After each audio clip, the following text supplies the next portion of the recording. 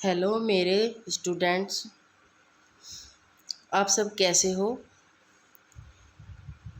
आप सब मेरे हिंदी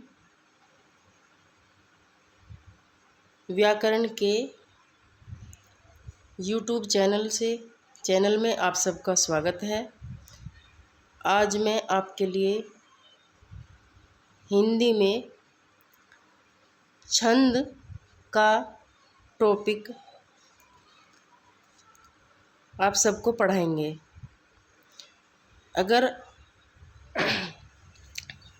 आपको मेरा यह छंद टॉपिक पढ़ाया हुआ अच्छा लगे तो आप मुझे लाइक, कमेंट, सब्सक्राइब ज़रूर करना और ज़्यादा से ज़्यादा शेयर भी करना। शुरू करते हैं। आज का हमारा छोटा सा टॉपिक आसान सा है, छंद हम आपको समझाते हैं। शुरू करते हैं। छंद शब्द क्या होता है। छंद शब्द हमारा छद धातु में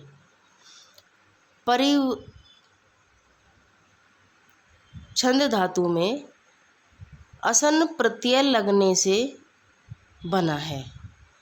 यह जो हमारा छंद शब्द है यह छद धातु से मिलकर बना हुआ, छंद धातु में असन प्रत्यय लगने से छंद बनता है। छंद धातु का अर्थ होता है आह्लादित या फिर प्रसन्न करना होता है। ठीक है, इससे आगे हम पढ़ेंगे अब छंद के प्रकार। छंद के प्रकार हमारे 4 प्रकार के होते हैं। अच्छा, छंद का हम ये भी बता दें कि प्रथम उल्लेख हमारा ऋग्वेद में किया गया है छंदों का। फिर छंद शास्त्र को पिंगल शास्त्र भी कहते हैं। छंद हमारे 4 प्रकार के होते हैं: मात्रिक छंद, वार्णिक छंद, वर्णवृत छंद और मुक्त छंद, जो कि निराला जी का ने प्रयोग किया है अपने काव्य में। अब देखते हैं हम मात्रिक छंद को कितने भागों में बांटा गया है। मात्रिक छंद को 4 भागों में बांटा गया है। पहला कौन सा हमारा चौपाई हो जाएगा, जिसमें हमारी मात्रा 16 हो जाएंगी। रोला दूसरे नंबर का हो जाएगा, जिसमें मात्राएं हमारी 24 होती हैं। गीतिका हो जाएगा हमारा तीसरे नंबर का, जिसमें 26 मात्राएं होती हैं। हरि गीतिका छंद हमारा हो जाएगा, जिसमें 28 मात्रा होंगी। ठीक है, अब हमें देखते हैं कि इनकी ट्रिक क्या हो जाएगी इन सबको याद करने की। तो याद करने की छोटी सी ट्रिक है, इन चारों को पहले पहले अक्षरों को मिलाकर हमें यह ट्रिक बनाई। चारों भागों की ट्रिक है चारों गीत हरि के नाम। ठीक है, तो ये चौपाई, ये रोला, ये गीत, ये हरि के। ठीक है, ये सभी चारों छंद हमारे चौपाई, रोला, गीतिका, हरि गीतिका, ये हमारे सममात्रिक छंद होते हैं। इसमें कोई अर्ध सम मात्रिक छंद नहीं है कोई सा भी। अब हमें देखना है मात्रिक छंद अर्ध सम मात्रिक भी होते हैं। वे कौन कौन से होते हैं अब उनको देखते हैं। अर्ध सम मात्रिक हमारा दोहा हो जाएगा, जिसके 2 पद होते हैं। मात्राएं इसमें 19 होती हैं पहले पद में, दूसरे पद में 11 होती हैं। सोरठा हो जाएगा, जिसकी मात्रा 11, 13 होती हैं। बरवे में 12 और 7 मात्राएं होती हैं। उलाला में 15 और 17 मात्राएं होती हैं। ट्रिक होगी ये 212 उल्लू देखे पेड़ पर। ये छोटी सी ट्रिक है, इसके सहारे से आप इनको याद कर सकते हो। आगे चलते हैं। अब आता हमारा सममात्रिक छंद। सममात्रिक हमारा 6 चरण होते हैं सममात्रिक छंद के। पहला कौन सा होता है हमारा कुंडलिया। कुंडलिया हमारा इन 2 छंदों को मिलाकर बनता है दोहा व रोला। प्रत्येक चरण में 24 मात्राएं होती हैं। दूसरे नंबर पर आता है हमारा छप्पीय छंद। छप्पीय छंद में प्रथम चरण में 24 मात्राएं होती हैं और बाद वाले चरण में, सेकंड वाले चरण में हमारी 28 मात्राएं होती हैं। यह छंद हमारा रोला प्लस उलाला दोनों को मिलकर बनता है। अब हमें करनी है मात्राओं की गणना। ठीक है, तो मात्राओं की गणना कौन कौन से स्वर व्यंजन सभी में किस किस में की जाती है। पहले तो हमें मात्राओं की गणना में मूल स्वर में करनी है। मूल स्वर हमारे कौन से होते हैं? ए आ ई। ठीक है, जो छोटे होते हैं मूल स्वर उनको कहते हैं, जैसे ए ई छोटा ऊ रे ऋषि। तो इन चारों अक्षरों पर चारों स्वरों पर हमारी एक एक मात्रा ही लगाई जाती है। ठीक है, ये आपको ध्यान रखना होगा। जहाँ हमें ये स्वर दिखाई देंगे, ये वाला स्वर दिखाई देगा, तो इस पर भी हमारी एक ही मात्रा का प्रयोग होगा। अब आता है हमारा संयुक्त स्वर। संयुक्त स्वर हमारे जो बड़े होते हैं, आ की मात्रा, ई की मात्रा, ए की मात्रा से मिलकर बने होते हैं, तो हम उनको संयुक्त स्वर कहते हैं। जैसे आ ई उ औ ऊ ए ऐ ओ औ आदि। तो इन सभी पर दो दो मात्रा आ जाएंगी, जिसका साइन एस आकार का होता है।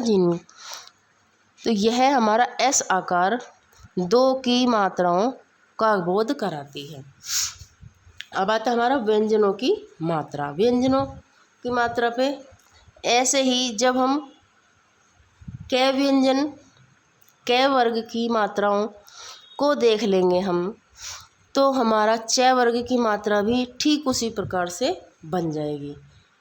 हर वर्ग ऐसा ही बन जाएगा। च वर्ग भी, ट वर्ग भी, पै वर्ग भी, तै वर्ग भी, सभी इसी तरह से बन जाएंगे जितने भी व्यंजन होंगे। तो अब हमें यह देखना है कि कै, का, की, कू, कू, क्रय, के, को, कऊ, कं, कै। यह हलंत है, हलंत पे भी एक ही मात्रा लगेगी। कंग है, इस पे भी एक ही मात्रा लगेगी। कऊ है, इस पे दो मात्रा लगेंगी। को है, इस पे दो मात्रा लगेंगी। कै, इस पे एक मात्रा लगेगी। का पे दो आ जाएंगी, की पे एक आ जाएगी, क्योंकि यह छोटी ई की मात्रा है। बड़ी ई की मात्रा पे दो आ जाएंगी, कू पे दो आ जाएंगी, क्योंकि यह बड़ा ऊ है। ये छोटा ऊ है, तो इस पे एक आ जाएगी। क्रय पे भी एक आ जाएगी।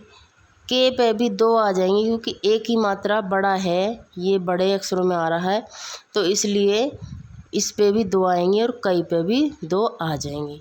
इस तरह से व्यंजनों की मात्रा के साथ साथ हम चलते हैं हलंत व्यंजन व स्वर रहित व्यंजन। तो हलंत वाले के स्वर पर भी कोई मात्रा नहीं आएगी। अब देखते हैं हम अनुनासिक व्यंजन हमारे कौन कौन से होते हैं। अनुनासिक व्यंजन हमारे वे होते हैं जिन व्यंजनों के ऊपर यह बिंदी होती है, चांद बिंदु होती है, तो इन व्यंजनों पर भी कोई मात्रा नहीं लगती। अब देखते हैं अनुस्वार व्यंजन। ये अनुस्वार व विसर्ग दोनों व्यंजनों में देखते हैं, ये जो चंद्र बिंदु वाली व्यंजन है, इन पर हमारी दो मात्रा लग जाएंगी और विसर्ग पर हमारी एक ही मात्रा का प्रयोग। जहाँ भी आपको ये हलन विसर्ग दिखाई दे, इन पर एक ही मात्रा लगेगी, और जहाँ पर हमारे चंद्र बिंदु हो वहाँ पर हमारी दो मात्रा लगेगी। आगे चलते हैं, इससे आगे एक मात्रा का चिन्ह हमारा ऐसे होता है, दो मात्रा का चिन्ह हमारा एस आकार का होता है। उदाहरण देखें एक बार मात्राओं को देखते हुए। कुंद इंदु सम देहे उमा रमन करुणा आयन, जाहि दीन पर में नेहे करहु कृपा मर्दन मयन। तो अब हमें यह देखना है कि कौन कौन से स्वर व्यंजनों पर हमारी मात्रा कौन कौन सी लगी हुई है। तो कू पे बड़ा ऊ होगा, तो इस पे एस आ गया। इस पे आधे पे है नहीं, इस पर एक आ गया। इस पर इसी प्रकार से हमें मात्राओं का ज्ञान हो जाता है इस उदाहरण को देखने से। अब हम देखते हैं गणों की गणना का सूत्र ट्रिक से। तो गण हमारे 8 होते हैं। ठीक, अब गणों का नाम हम यहाँ जानकारी करेंगे। पहला गण हमारा यगण होता है, दूसरा गण हमारा मगण होता है, तीसरा मगण हम तगण होता है, चौथा गण हमारा सिर्फ और सिर्फ गणों के नाम के सामने यम तर जब नस, सिर्फ और सिर्फ इनों से गण बने हुए हैं, इन शुरू के अक्षरों से गण बने हुए हैं। बाकी सभी में गण लगा हुआ है, बस शुरू के स्वर चेंज हुए हैं। पहले में यण हो गया, यगण हो गया, दूसरे में मगण हो गया, तीसरे में तगण हो गया, चौथे में रगण हो गया, पाँचवें में जगण हो गया, छठे में भगण हो गया, सातवें में नगण हो गया, आठवें में सगण हो गया। अब हमें इनकी मात्राओं का ज्ञान करना है। यगण पे ये पहले पे एक मात्रा आ जाएगी, य पे, ग पे और न पे 2 मात्राएं आ जाएंगी, मैं पे भी 2 मात्राएं आ जाएंगी, क्योंकि यह अनुनासिक है इसलिए। इस प्रकार मगण पे 3 2 मात्रा 3 बार आ जाएगी, तगण पे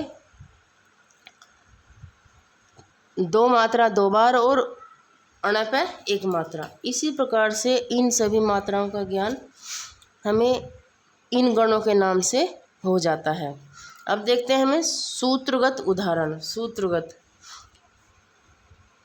यमाता, मतारा, नाताराज, राजभा, जभान, भाणस, नसल, सलगा।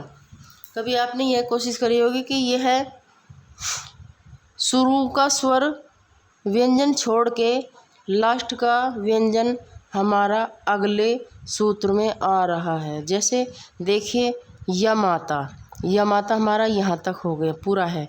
अब यहाँ देखिए हमारा मतारा, अगले सूत्र के लिए हमें आधा व्यंजन हमें पहले वाले शब्द में से लेना होता है। उसी तरह से सभी में लिया गया है। माता, मातारा, ठीक है जी। तारा, ताराज, राजभान, जभान, जभान, भा, नस, नस, नसल, ल, सलगा। इसी तरह से सार्थक उदाहरण देखते हैं। इनको मिलाकर क्या क्या शब्द बन सकते हैं। यशोदा बन जाएगा, मायावी बन जाएगा, तालाब बन जाएगा, राम जी बन जाएगा, जलेश बन जाएगा, भरत बन जाएगा, नगर बन जाएगा, सरिता बन जाएगा, सरोवर बन जाएगा। इसी तरह से इन 8 गणों के सूत्र इसी प्रकार से याद किए जाते हैं और यही पहचान है मात्राओं की और सूत्रगत उदाहरण की और सार्थक शब्दों की।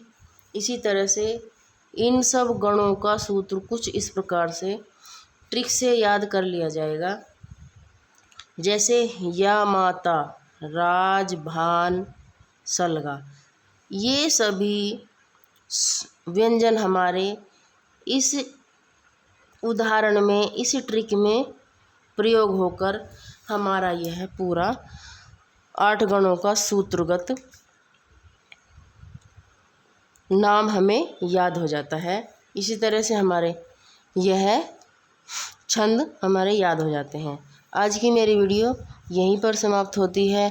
अगर आपको अच्छी लगी हो तो आप लाइक, कमेंट, सब्सक्राइब ज़रूर करना और मेरी वीडियो को देखने के लिए आप सबका बहुत बहुत धन्यवाद। Thank you.